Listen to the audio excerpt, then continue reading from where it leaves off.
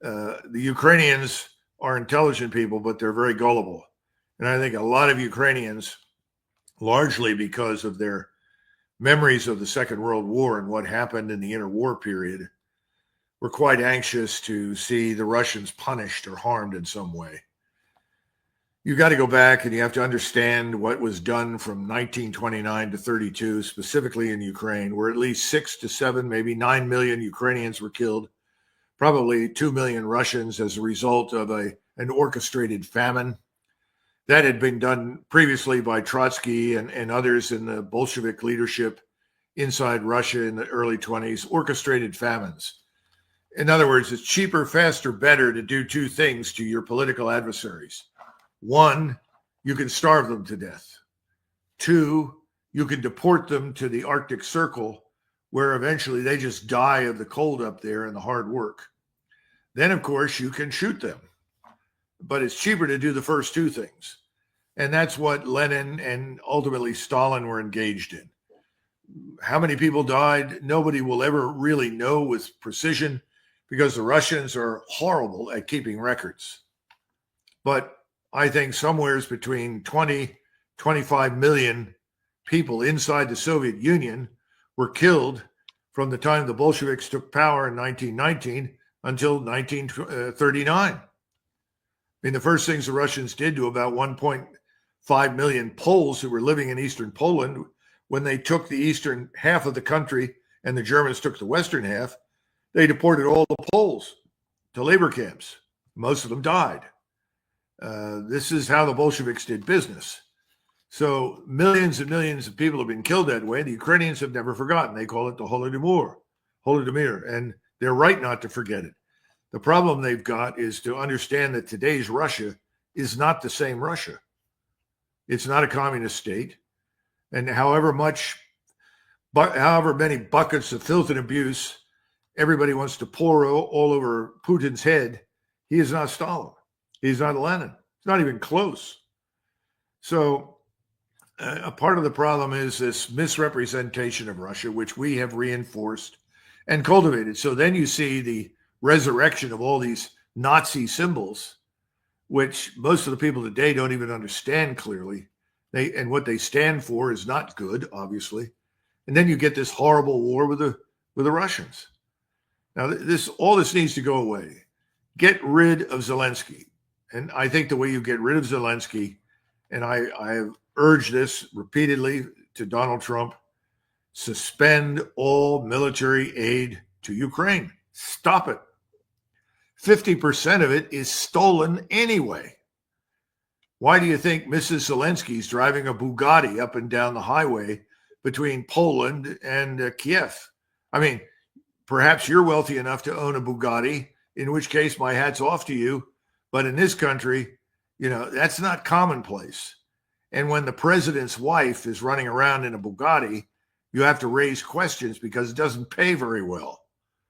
So, this guy is a crook and a criminal. He's a fraud. He's someone else's puppet. When you cut that military aid off, he's gone. Because without the tremendous infusions of cash from the United States, how do you pay off the bureaucrats? How do you pay off the senior level of the Army? They're, in fact, paying officers all the way down to lieutenant colonel. The whole place is graft. The whole place is corruption. So that's what needs to stop. The second thing is we need to get out. What are Americans doing in eastern Ukraine? If somebody thinks, we're here to help these Ukrainian Democrats to resist these evil communists, it's a lot of nonsense. That's crap. It's wrong. And the Russians are not committing atrocities against the Ukrainians, but the Ukrainian government is, and its military has frequently, especially if you decide you don't want to fight. So I'm not saying Russia is this utopian society and the most perfect country in the world. They have problems. We have problems, as we well know, that we don't even talk about, obviously. But Ukraine is a disaster. And unless we do these things, get our people out and suspend that aid, this will go on. As soon as we suspend the aid and pull our people out, what do you think the Europeans are going to do? They're going to meet with the Russians and come to a conclusion, end this thing, which is in everybody's interest, most of all in the interest of the Ukrainian people. That state is almost dead. We had a state of what, almost 40 million. We think there might be 18 million left. We don't know. Yeah. Wow. It has been decimated. I agree. If they pull that money, I mean, that's a powerful stick and a powerful carrot. And they need to use that to their advantage. Final question. I appreciate you coming on. What are your thoughts on Elon Musk put out a tweet? I can't remember if it was his own account or from Doge, but he basically said, we need to quit giving Lockheed Martin all this money for F-35 fighter jets that don't work. The future of war is drone warfare. What do you think about his comments? Well, I think he's half right.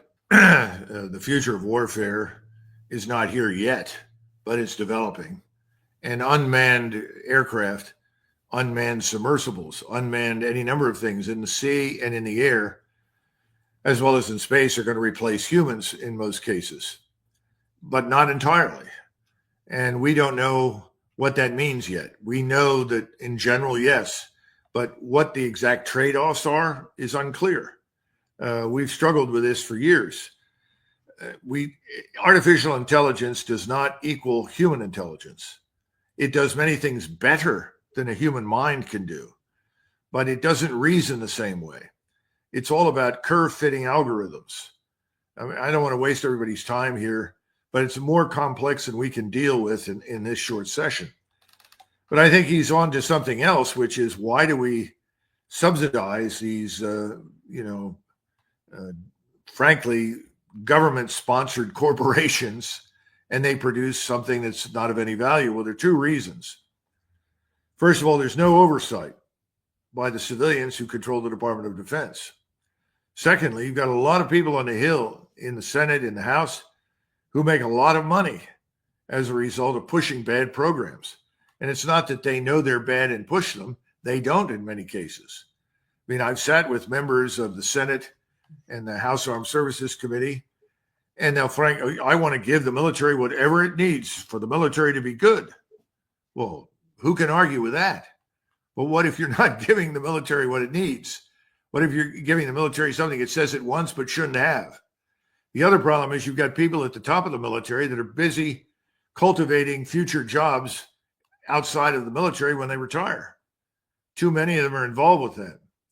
So you have a need for change in the way we manage our human capital, change in the way we structure and organize our armed forces, change in terms of strategy.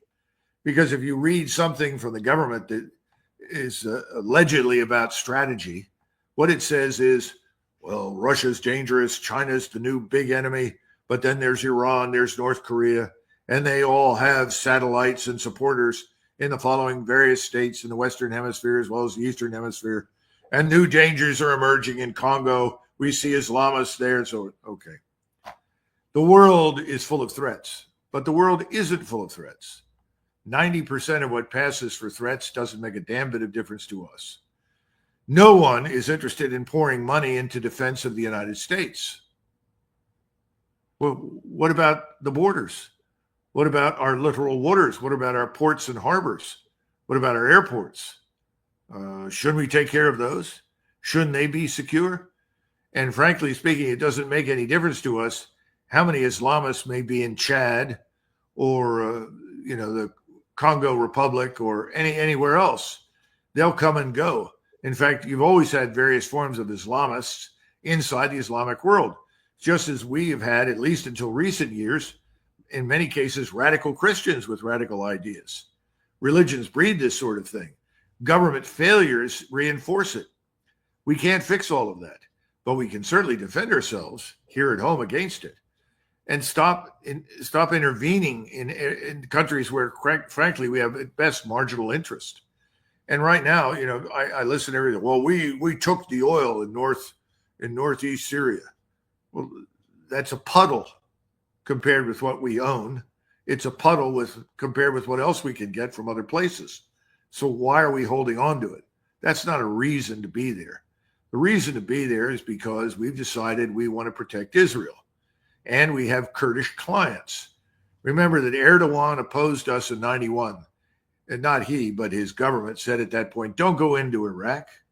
Don't turn this place into a hellhole that'll breed Kurdish nationalists and Islamist terrorists and everything else. The Turks don't need this. We don't want it. Well, when we went back in 2003, after we bombed everybody into the Stone Age in Iraq and said we have to go in and defeat this great threat that's building nuclear weapons, the Turks said, don't do this. If you go in there, you're going to end up fragmenting Iraq. The Kurds up north are going to break away. That's going to be a huge problem for us. We're going to end up having a fight there. And what are you doing about all these Shiites? Don't you realize Iran is going to take over Iraq? We Turks are Sunni. We don't like that. All of these things have effectively happened, right? And so now we see this very fragile peace between Israel and Turkey. And the Turks would love to get rid of the Israelis. They hate the Israelis because they are absolutely beyond ferocious anger at what has happened in Gaza and what's going on in the Western Bank. So there's no love lost there. But the Israelis are picking up what they call a security zone in southern Syria. They're picking up new areas they think they can colonize. There's some talk about going into Damascus, which is very dangerous. The Turks are on their own agenda. Their agenda is destroy the Kurdish threat. They don't particularly want a war with Iran, but they would like to destroy the Kurds on their border. They would like to regain control of territory in northern Iraq, which they held for hundreds of years. Kurdish generals routinely would tell American generals, like Abizaid and others, they would point to Kirkuk, which sits in the middle of this oil jugular, and they would say, Kirkuk is a Turkish city. And we would say, nah, it's part of Iraq. It is a Turkish city. How long have the Turks been fighting in the area? And 1,000 years, 800 years? And we're telling them what is or isn't theirs? And how long have we been there? Who are we kidding? We're out of touch with reality. These things are going to come apart. And let me just add one thing here.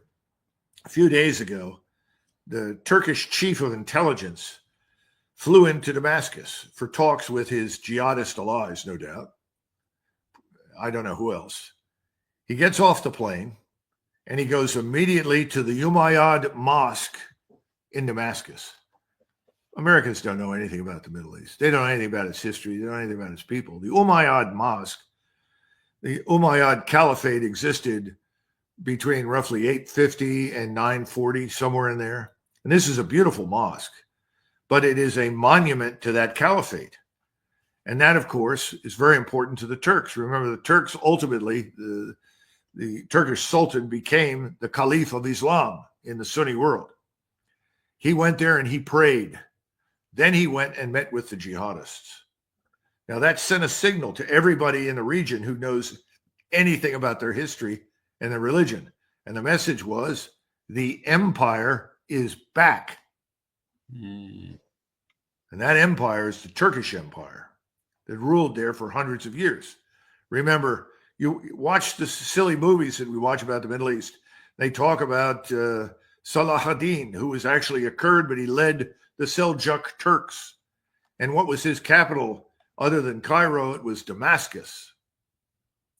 So, we need to tread carefully. We've unleashed chaos in the Middle East now.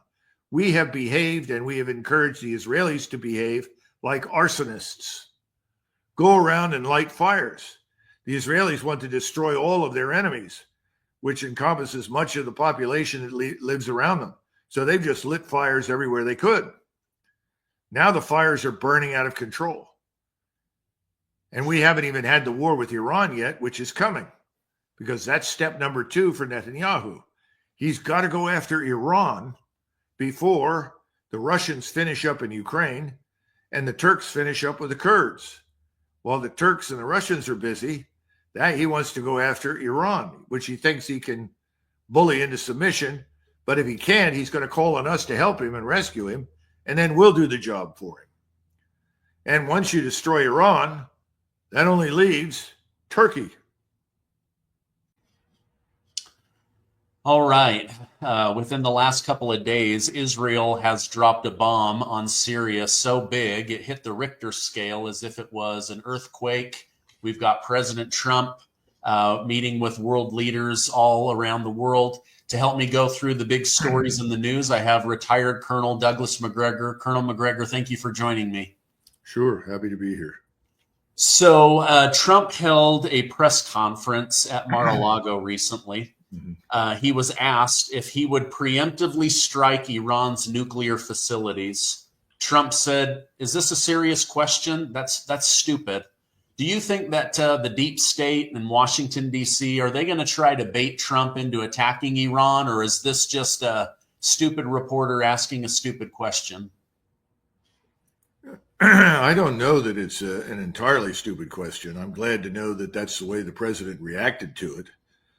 You know, as far as I'm concerned, preemptive war is essentially what Bismarck called it years ago. He said it's committing suicide out of fear of death. So I oppose preemptive wars, but the Israelis have engaged in that periodically, and frankly, so have we. No, I think what we have going on right now, and in fact, I wrote an article in the American Conservative that came out today that addresses this. It calls Iran America's new war of choice. And basically, I argue that Mr. Netanyahu doesn't have a great deal of time now between today and the inauguration. He's wrestling with what to do next. Contrary to what he said publicly, Hamas is not entirely destroyed. Neither is Hezbollah. But Syria has disintegrated. And this gives him great hope because he now has a corridor through which he can fly strikes into Iran. So my supposition is that he's not going to wait too much longer to attack Iran. Why wait for the possibility that President Trump arrives in office on 20 January and then decides that he's not very enthusiastic about a war with Iran? I mean, right now he's largely promised unconditionally to do whatever the Israelis want, but a war with Iran is not going to be limited to just Iran. That's going to engulf the region. Secondly, he's looking at the Turks. The Turks are building up forces very rapidly for an attack on the Kurds in Syria. What the Kurds have done in northeastern Syria is build effectively an independent Kurdish state, thanks to our help, Israeli help, MI6. And the Israelis are also watching these jihadists as they flood south and take over the territory, at least down to Damascus. So they've moved up to a line just a little south of Damascus. Excuse me. And as you know, Mr. Netanyahu and his cabinet have talked about making Damascus as part of the greater Israel project. In fact, what I would advise everybody in your listening audience to do is go back, find the last address that Mr. Netanyahu gave to the United Nations, in which he held up a map and showed the map of the Middle East, and Jordan was gone, half of Syria was gone, the Sinai and parts of Egypt were gone. They were now all part of greater Israel. And I think that's his long-term strategic goal. He's going to try and accomplish it, as much of it as he can, while he has an obedient administration in Washington with Biden. And I would anticipate continuation of that under President Trump. But you never know with President Trump. He's mercurial. He can change his mind and he can do things differently. So I think that was a loaded question, because I don't think he's going to have the chance to make the decision. I think Mr. Netanyahu will start the war with Iran on the assumption that we will come to their rescue regardless of what happens. And he wants to do this while the Turks are engaged with the Kurds, because it's no secret that the Turks would like to destroy Israel. They're less vocal about it, but they have the military power, particularly the ground force. And Mr. Erdogan has talked about Turkish troops marching into Gaza. And one can say with almost absolute certainty, he would love to march into Jerusalem and posture as the Islamic hero that liberated Jerusalem for the hated Israelis. So you put that together, and you really want to get us involved in the region. You want us to be part of your war if you're Mr. Netanyahu, because the larger picture is not favorable strategically to Israel. Okay.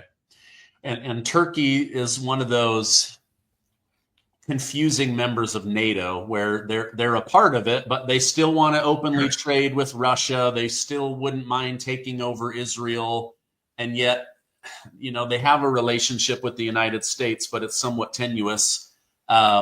Would they set that to the side to further Turkey's agenda?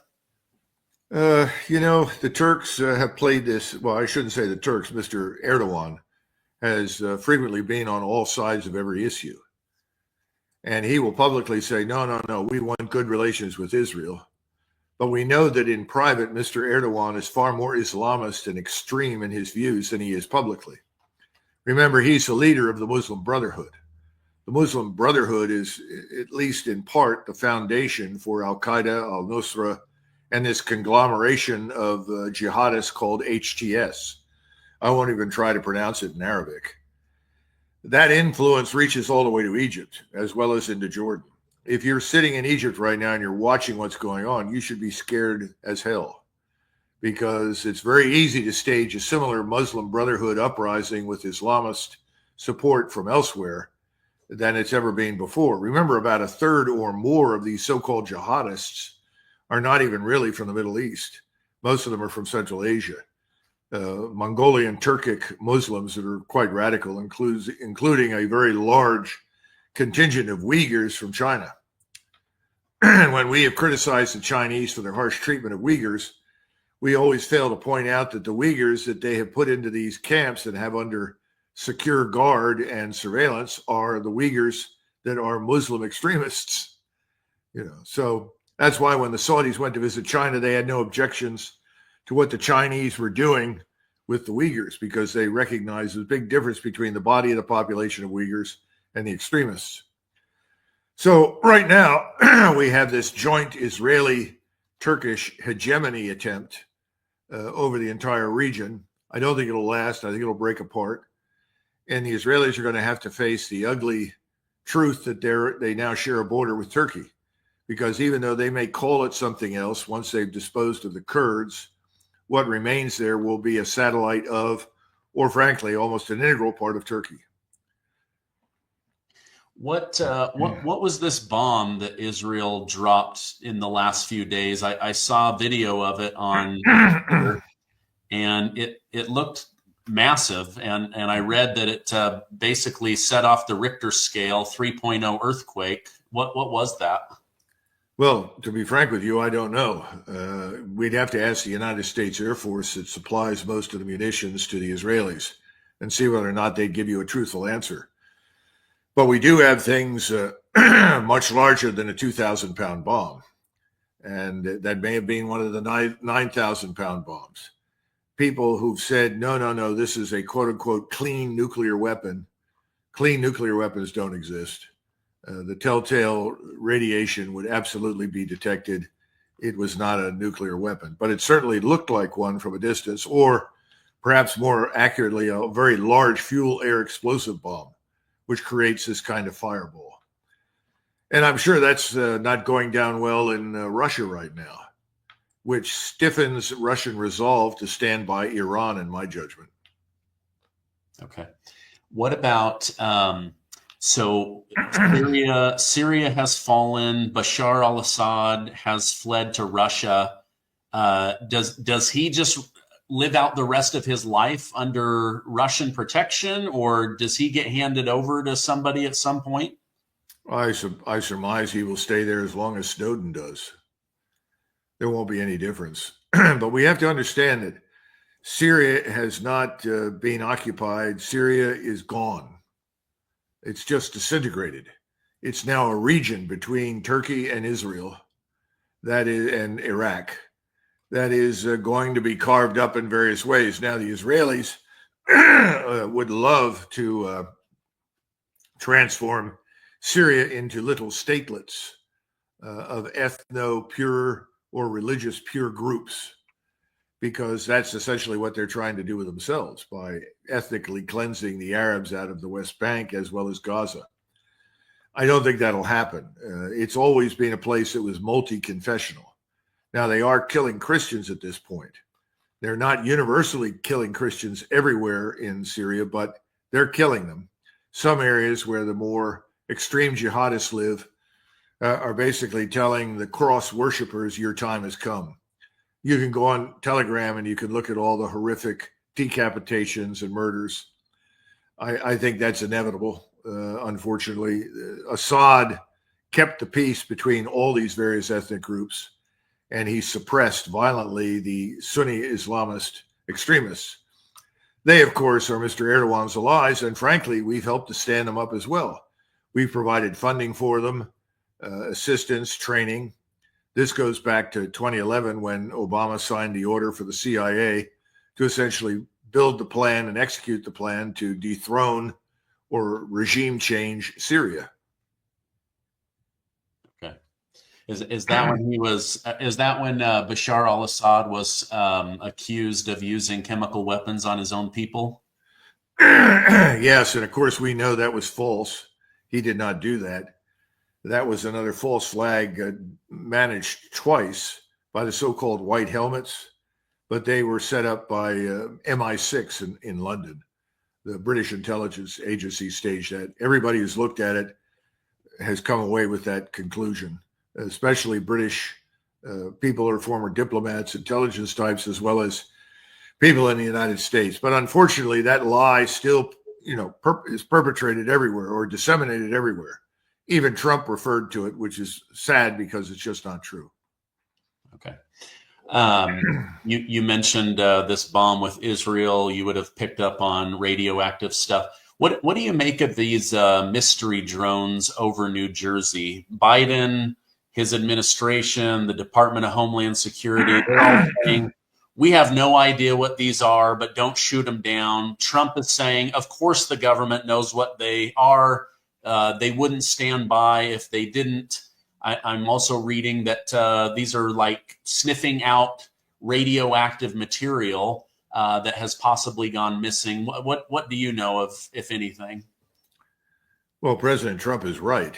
The government's not going to shoot anything down that is ostensibly connected to whatever they're doing.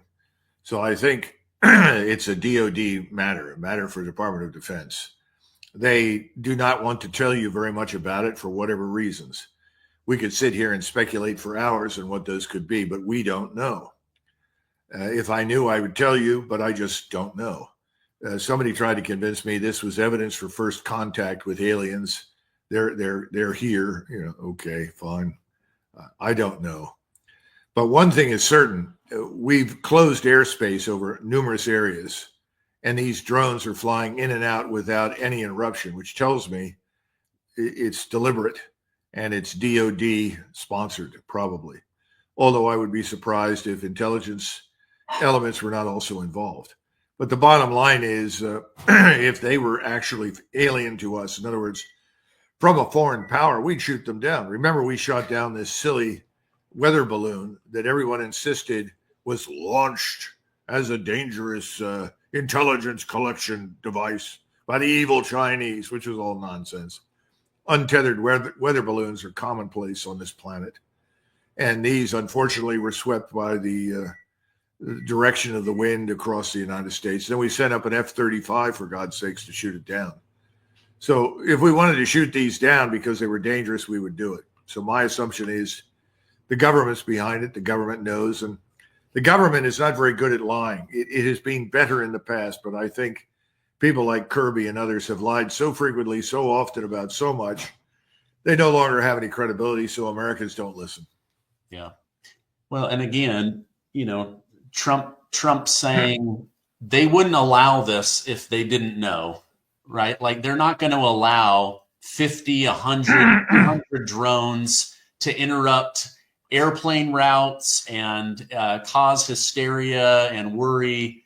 I mean, again, we don't want to sit and speculate. I just didn't know if maybe you had heard anything or anything like that. So, okay, what was your reaction to this report from the IG saying that the FBI, in fact, had at a minimum 26 paid confidential human sources on the ground on January 6th. Some of them went into the building. Some of them did damage. Many of them were at least provoking people to go towards entering the building. What are your thoughts on that report?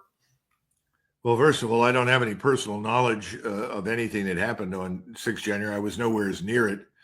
At the time, I was in the Pentagon, and I was never invited to any special meetings about 6 January. So I'm totally remote from it. My suspicion is that's probably accurate, and we shouldn't be surprised by that. The FBI infiltrates large numbers of groups. Anything that they suspect could be a threat. Now, I think they've gone overboard under Director Wray, who is part of the cabal, along with Mayorkas and the Attorney General and others. They're all part of this cabal that's trying to create the illusion that people like you and me are the enemy of America. You know, we're the evil ones because we're white and we're Christians. And as a result, you know, we're dangerous because with that comes the evil word nationalism. Well, I am a nationalist, an American nationalist. I don't know of anybody who served for any long term in the United States Armed Forces who is not a nationalist. We by nature are nationalists. That's why we joined. We believe in the country. We're prepared to fight for it. But this is the sort of upside down world that the Biden administration has created. And I think they're going to try and maintain that fiction up until the last day they are in power. And I sincerely hope that President Trump simply grants amnesty to the vast majority of these people. Now, there may be some in that prison right now, believe it or not, who may actually be FBI informants. That sounds strange, but I think it's possible. We might want to look into that because that's not the first time we've done that in order to provide cover for future operations. But on the whole, I think 98% of those people are not very different from us, normal Americans who believe in the country, and they went there and they're being set up for something that really they didn't do. But this is not news. It's just that the mainstream media refuses to concede it. Go back to your missile strikes against the alleged evil chemical weapons used by Saddam, or not Saddam, but Assad. That was wrong. That didn't happen. That was a hoax. Ted Postal came out and said it. A whole host of British experts said it. But no one will go back and retract. One thing we never do in Washington is retract lies. Has anybody stood up and ultimately retracted the whole Russia hoax with President Trump during his first term? No. Who are the people that are responsible for that? They should be in jail. Yeah. But then you'd have to look into most of the mainstream media since they were co-conspirators.